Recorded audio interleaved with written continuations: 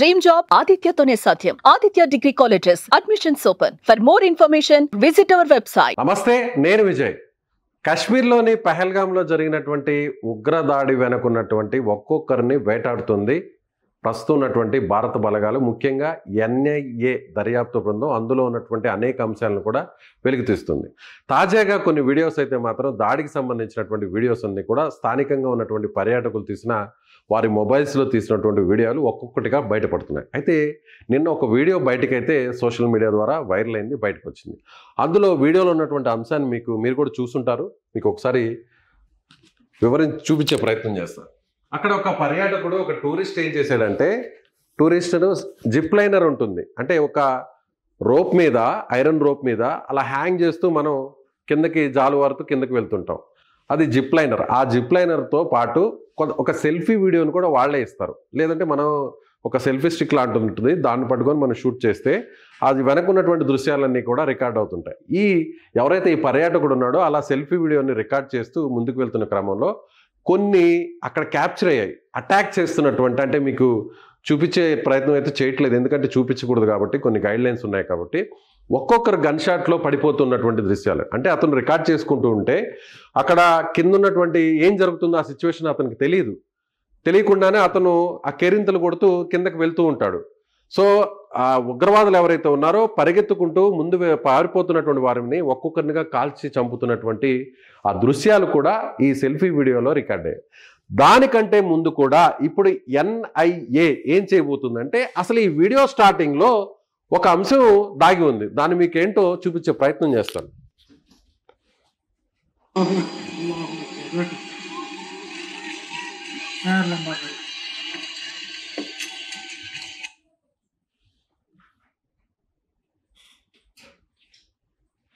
బాగా వినండి. Video starting అప్పుడు ఎవరైతే జిప్ రైడర్కి సంబంధించినటువంటి స్థానికుడు ఉన్నాడో కొన్ని వాక్యాలు పలుకుతుంటాడు. వినండి. అల్లాహు అక్బర్ అని 3 సార్లు అతను అంటుంటాడు. ఇలా ఎందుకు అన్నాడు? కింద ఫైరింగ్ జరుగుతున్న టైంలో ఉగ్రవాదులు అటాక్ చేస్తున్నారనేటువంటి విషయం ఇతనికి స్పష్టంగా ఏమన్నా తెలుసా?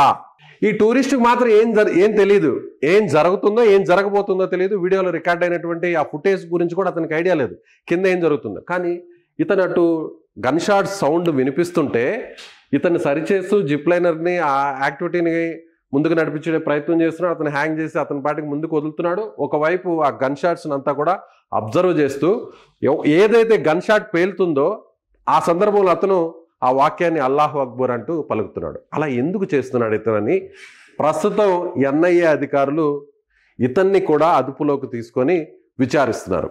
అక్కడ చాలామంది కూడా ఈ ఇన్సిడెంట్ జరుగుతున్నప్పుడు మన తెలుగు వ్యక్తి చనిపోయినటువంటి సోమిశెట్టి మన్సూర్ ఎవరైతే ఉన్నారో, నెల్లూరు జిల్లా కావలికి సంబంధించినటువంటి సాఫ్ట్వేర్ ఇంజనీర్ ఎవరైతే ఉన్నారో, వాళ్ళ వైఫ్ కూడా మీడియాతో మాట్లాడుతూ కూడా చెప్పింది, కొన్ని గన్ షాట్ సౌండ్స్ వచ్చినప్పుడు తాము పరుగులు తీసి బయటకు పారిపోయే క్రమంలో అక్కడ స్థానికంగా కొన్ని ఏదైతే ఈ షాల్స్, ఆ ఉలన్స్కి సంబంధించినటువంటి ఏదైతే ఉన్నాయో వస్త్రాలు ఉన్నాయో వాటిని అమ్ముకునేటువంటి స్థానికులు, మీరు ఎక్కడికి పారిపోవద్దు, అదేం కాదు, ఇది కాశ్మీర్కి సంబంధించినటువంటి యానివర్సరీ ఫెస్టివల్ జరుగుతున్నాయి, దానికి సంబంధించినటువంటి క్రాకర్స్ అయి ఉండొచ్చేమో అని చెప్పి వాళ్ళని తప్పుదోవ పట్టించే ప్రయత్నం చేసింది. లేదంటే అక్కడ వాళ్ళు అలా చెప్పకుండా ఉంటే నేను నా భర్త బయటకు వచ్చేసేవాళ్ళం, అక్కడి నుంచి సేఫ్ ప్లేస్కి వచ్చేసేవాళ్ళం.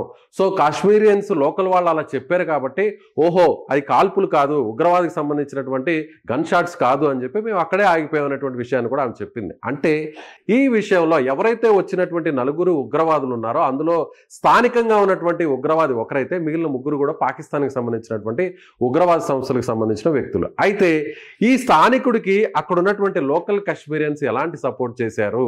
సో అక్కడ ఉన్నటువంటి అందరిని కూడా మనం తప్పు పట్టట్లేదు, ఆ తప్పు పట్టేది కూడా అక్కడ వాళ్ళకి సహకరించినటువంటి వ్యక్తులే. కానీ మిగిలినటువంటి 90% మంది అందరూ కూడా అక్కడ ఉన్నటువంటి టూరిస్టులని సేఫ్గా కిందకి దించారు. చాలామంది పిల్లల్ని, మహిళల్ని వాళ్ళందరూ కూడా నేరుగా వాళ్ళ భుజాల మీద ఎక్కించుకొని నేరుగా పైన కొండ మీద నుంచి కిందకి తీసుకొచ్చారు. ప్రతి ఒక్కరు కూడా సహకరించారు. అందులో మరొక వ్యక్తి కూడా ఒక హ్యాట్స్ ఆఫ్ చెప్పాలి, సల్యూట్ చేయాలి అతనికి. ఎందుకంటే ఎవరైతే ఆ ఉగ్రవాద చేతిలో ఉన్నటువంటి గన్ను కూడా లాక్కునేటువంటి ప్రయత్నం చేసిన హార్స్ రైడర్ కూడా అతను కూడా కాల్చి చంపారు, అతను కూడా చనిపోయాడు. ఎవరైతే ఇలాంటి వ్యక్తులు అంటే ఇతను తప్పు చేసాడని మనం ఇంకా కూడా నిర్ధారించలేదు, కానీ ఎన్ఐఏ మాత్రం అతన్ని అదుపులోకి తీసుకుంది. ఎందుకు అతను అలా అన్నాడు, యాదృచ్ఛికంగా అన్నాడా లేకపోతే దీని వెనక ఏదన్నా దాగి ఉన్నాయా, అనేక విషయాలు ఏమన్నా ఉన్నాయా అనేటువంటి ఆధారాలని బయటకు తీసేటువంటి ప్రయత్నం అయితే మాత్రం ఎన్ఐఏ బృందం అయితే చేస్తుంది. ఇలా ఒక్కొక్క అంశాన్ని కూడా చాలా చాలా కూలంకుషంగా అంటే చాలా ఓపెన్గా డీటెయిల్డ్గా అక్కడ ఉన్నటువంటి ఎవిడెన్స్ని సేకరించేటువంటి ప్రయత్నం అయితే చేస్తుంది. లోకల్ సపోర్ట్ లేకుండా ఇంత మారణ హోమం జరిగి ఉండేది కాదు. దాదాపు అర్ధగంట పాటు ఈ మారణ హోమం జరిగిందంటే అక్కడున్న లోకల్స్ కూడా సపోర్ట్ చేశారు అనేటువంటి కోణంలో దర్యాప్తు అయితే జరుగుతుందనే చెప్పాలి.